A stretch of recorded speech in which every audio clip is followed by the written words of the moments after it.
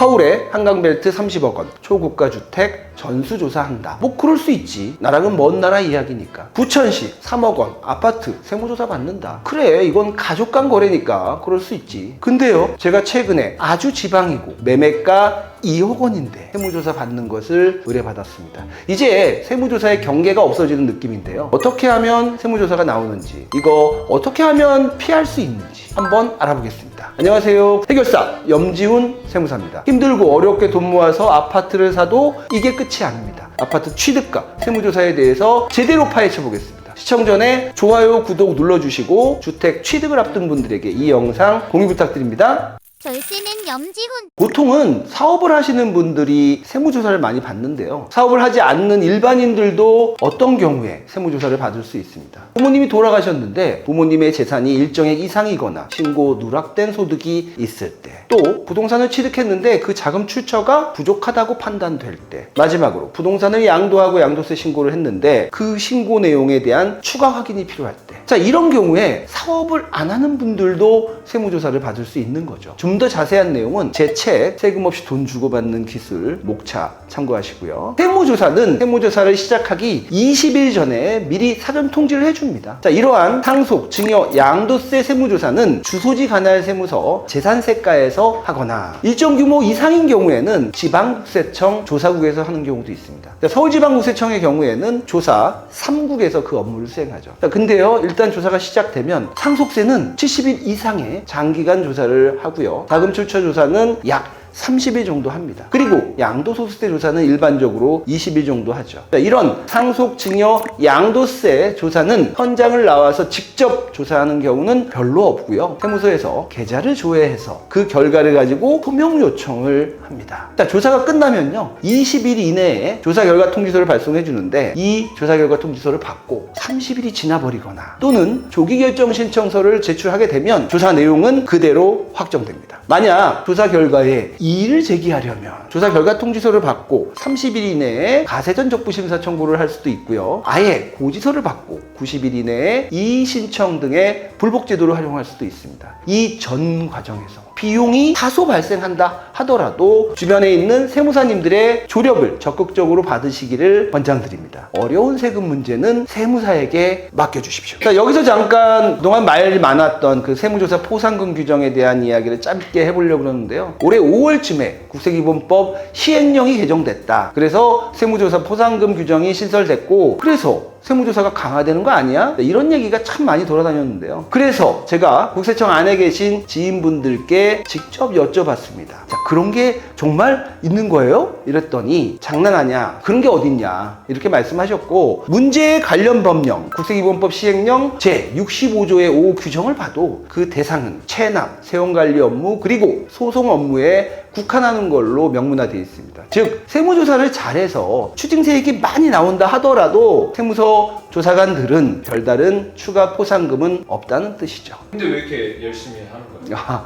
세무서 직원들은 최소 2년에 한 번씩 집중 감사를 받고요. 납세자에게 혐의점이 있는데도 만약 정확하게 조사하지 않으면 감사에서 지적당하고 징계를 받을 수도 있죠. 따라서 포상금이 아닌 감사의 부담감과 공정한 가세를 실현하겠다는 그 자긍심, 그것이 그들을 열심히게 만드는 이유로 생각됩니다.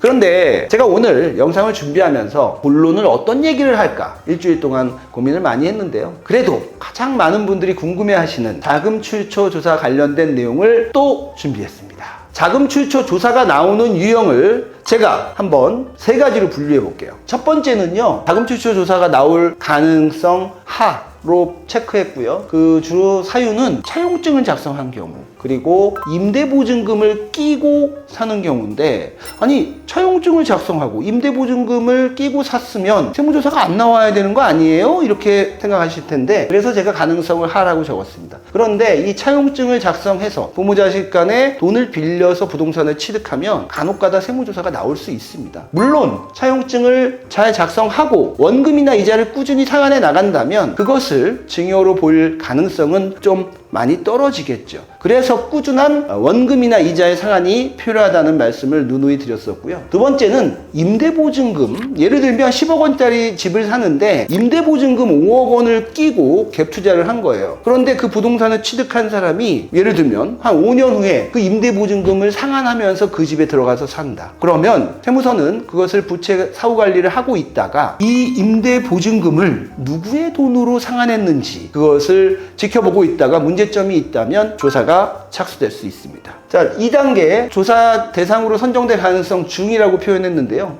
이런 분들 있으세요. 이번에 부동산을 10억 원짜리를 사는데 그 대금 중 전세보증금이 5억 원, 과거의 전세보증금을 빼서 그 처분대금으로 5억 원을 소명하는 분이 있고요. 또 어떤 분들은 과거에 3억 원에 산 부동산이 5억에 팔리면서 10억 원짜리 취득하는 그 자금 원으로 쓴다. 그런데 이분들이 이 부분에서 조금 자신이 없으세요. 그 이유는 예전에 이 부동산을 취득할 때 그 자금을 부모님으로부터 과거에 지원받은 이력이 있다는 거죠. 여러분들은 내심 불안해 하시면서도 또 차용증을 쓰고 계시고 부모로부터 살짝 지원을 받으려고 하세요. 그런 분들은 이거를 그냥 숨기고 사시려고 하는 것 같은데, 만약에 그렇다면 적어도 이 대금을 제외한 나머지 대금은 정확하게 소명을 하고 그 과정에서 부모님으로부터 지원을 받는 게 있다면 거기에 또 차용증을 쓰는 게 아니라 그때는 정말 증여세 신고를 해야죠. 그리고 그렇게 한다고 해서 이게 완벽하게 무마되는 건 아니죠. 그러니까 제가 가능성 중이라고 쓴 거죠. 자, 이어지는 3단계입니다. 세무조사가 선정될 가능성도 가장 높고요. 만약 세무조사가 시작되면 예상되는 세금 효과도 가장 크신 이런 분들인데요. 과거에 저를 찾아오신 많은 분들이 좀 고민하시는 내용인데요. 내가 통장에 돈이 많다. 근데 신고된 소득은 없어요.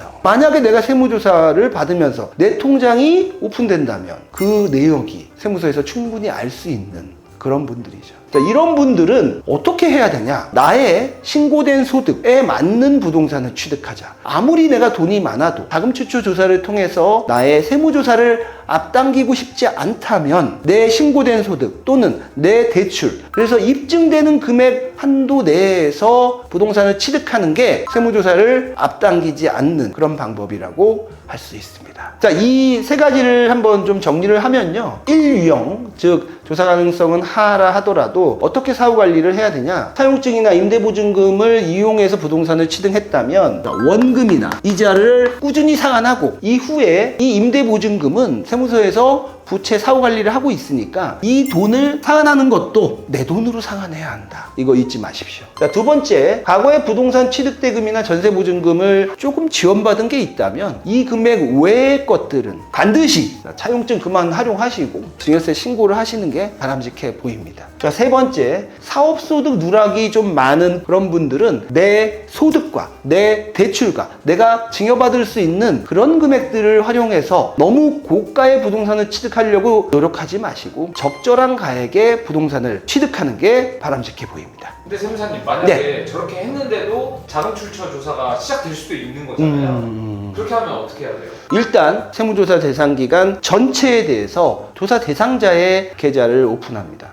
그 계좌에 부모님이 입금해준 돈이 있는지, 그리고 사업소득 누락으로 볼 만한 그런 입금액이 있는지 살펴보고 그 내용을 딱 정리해서 소명 요구를 세무서에서 하죠. 말씀하신 세무조사 대상 기간이 네. 어떻게 되는 거예요? 세무조사 대상 기간은 제척기간 내에서는 다 할 수 있어요. 예를 들면 15년치도 볼 수는 있는데 일반적으로 가장 짧았을 때를 제가 본 게 2년, 가장 긴 조사 기간이 제가 본 게 9년치 하는 걸 제가 봤습니다. 사실 세무서에서 보면서 그 소득이 탈루가 됐다면 그 예상 탈루 시간, 그 다음에 소득세의 제척기간을 고려하고요. 만약에 부모님으로부터 과거에 전세보증금을 지원받은 게 있어 보인다면 그 기간까지 확대해서 조사가 이루어질 수 있습니다. 자, 그렇게 만약에 조사가 시작되면요, 조사 대상 기간 중에 취득한 그 부동산의 취득대금, 그리고 취득세, 중개사 비용, 신용카드 사용액, 자동차를 샀다, 또 주식을 취득했다, 그 출처가 무언지 또 요구를 하죠. 특히 제 3유형에 해당하는 분에게는 그 입금된 매출 누락이 있다. 그러면 그 세금이 부가세, 소득세, 현금 영수증, 미발행 가산세를 포함해서 매출액의 최소 80%까지를 세금으로 내야 할 수도 있습니다. 따라서 사업을 하면서 신고 누락한 그런 분들이 있다면 부동산을 취득하기 전에 먼저 소득세 신고를 건전하게 하기 시작하는 게 좋습니다. 신고된 소득이 있어야 이후에 대출도 원활하게 받을 수 있으니까요. 이렇게 소득세 신고를 잘 하는 게 길게 보면 부동산 취득으로 돈 벌 수 있는 좋은 방법이 될 수 있습니다.